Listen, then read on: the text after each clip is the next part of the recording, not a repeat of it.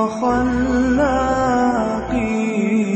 وحرزي وموئلي. So I wanted to then quickly just talk about lowering the gaze. I want to take the example of one of the companions of the Prophet ﷺ. His name was Tha'laba ibn Abdul Rahman. He was a young man about the age of 16, and he used to always run errands for the Prophet ﷺ. He would send him here and he would send him there to do something for him. So one day the Prophet ﷺ sent him to do something, and he was walking through the city of Medina, and he passed by a house with an open door. So he glanced inside and he saw a type of curtain that they used to cover the shower area. And the wind blew that curtain, and he saw a woman, a Muslim woman inside that was bathing. And it's as if he glanced for too long, or he looked for a bit too long until he saw something, and then he came to his senses. So he was overtaken by an extreme feeling of guilt and hypocrisy. And he said to himself, A'udhu Billah, the Prophet, how can I be of the companions of the Prophet ﷺ, and one who is close to him, who runs his errands, and be so horrible as to disrespect the people's privacy? So then he says, I disrespect the awrah of the Muslims. Wallahi, Allah is going to send ayat and reveal and mention me with the hypocrites. So he feared to return to the Prophet ﷺ, who would tell him that he is a hypocrite. So he ran away out of fear. He ran away. So the Prophet ﷺ waited for him for hours, and he waited from one prayer to the next. And then he started to ask about him as the days went by. And then the Prophet ﷺ would ask, have you seen Tha'laba? And then days passed, so he sent Umar ibn al-Khattab and Salman al-Farisi to go look for him in the streets of Medina. So they came back, they said, O Prophet of Allah, we searched for him in the roads, the markets and the meadows, and we couldn't find him. Perhaps he'll come back. So the Prophet ﷺ waited.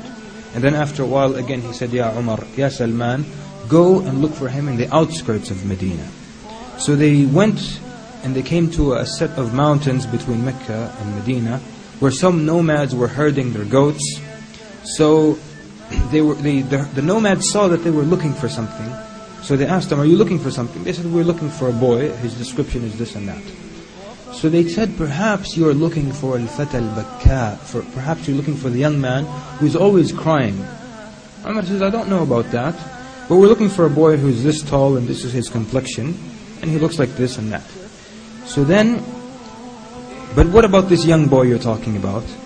And he says, on the other side of this mountain is a young man who for 40 days we hear nothing from him but crying and istighfar. So Umar asked, when does he come down? He said, they said he comes down when the sun sets. He comes to us, we give him a little bit of milk, so he drinks it while he's mixing his tears with it, meaning while he's drinking he's still crying, and then he goes up to the mountain again while he's crying. So then Umar says, how can we see him? He says, when the sun sets. So Umar hid, and Salman radiallahu anhu, they hid. And when the sun set, Tha'laba ibn Abdul Rahman radiallahu anhu came down, looking sad and dejected, his head lowered, the tears running down his face, and he has lost a lot of weight. So he came to the A'rab and they gave him some milk. So he takes it to bring it to his mouth, and he begins to cry so much that he couldn't drink. And then finally he drinks what he could, and he turns to go back to the mountain. So then Umar and Salman radiallahu anhuma came to him. And when he saw them, he was so scared. He says, what do you want from me? They said, the Prophet ﷺ wants you. He says, what does he want from me? He said, I don't know. He says, did Allah reveal ayat about me? They said, we don't know. Has Allah mentioned me with the hypocrites? He said, we don't know. He says, people, please do not embarrass me and leave me to die alone on the side of this mountain. So they said, Wallahi, we won't leave you. So he struggled, but they took him back to Medina. And they took him to his home. And he was crying harder than ever. So then Umar went and told the Prophet ﷺ, we found Tha'laba ibn Abdul Rahman. He said, where did you find him? He said, we found him on the side of a mountain. And he's at home now, you can visit him if you like. So the Prophet ﷺ went and entered upon him. And when he saw the Prophet ﷺ, he was so scared and he screamed out, Ya Rasulullah, Anzal Allahu fiyya ayat. Has Allah revealed ayat about me? The Prophet ﷺ said, Kalla. He said, no. Has Allah mentioned me with the hypocrites? The Prophet ﷺ said, no. So then he cried, and he increased in crying, and the Prophet ﷺ sat near him, and he took his head and he put it on his blessed thigh, sallallahu alaihi wasallam. So then Tha'laba cried and he said, O Prophet of Allah, remove a head that is full of sins and transgression from your thigh.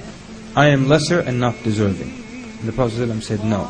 So then the Prophet ﷺ asked him, he said, Ya Tha'laba, ma tarju ya Tha'laba, what do you wish for? And he said, I wish for the mercy of Allah subhanahu wa ta'ala.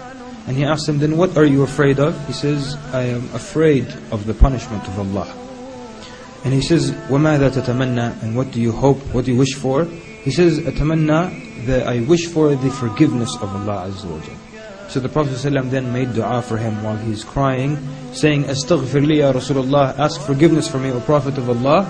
Suddenly, Tha'laba radiallahu anhu, he jolted, he shook.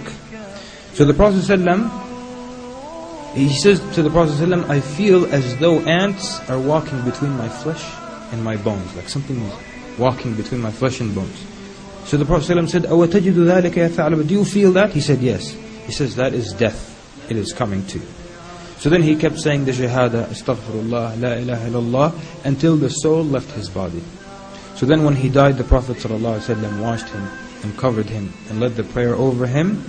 And while they were carrying him to the cemetery, the Prophet ﷺ was walking behind his body, but he was walking on the tip of his toes, as if it were very, very crowded. So then Umar says to him, Ya Rasulullah, tamshi ala atrafi qadamayk, وَالنَّاسُ قَدْ أَوْسَعُوا لَكَ. You're walking on the tip of your toes, but the people have given you a lot of room. So he says, Ya Umar, وَيْحَكَ ya Umar, may Allah have mercy on you, Umar. Wallahi, I do not find a place to put my foot because of how the angels are crowding me over him. Brothers and sisters in Islam, Anas radiallahu anhu said that, he says to the generation after the companions, you imagine certain sins to be more insignificant than a straw. Something like a straw, which is very insignificant. But at the time of the Prophet ﷺ, we used to count them among those things that can destroy a man.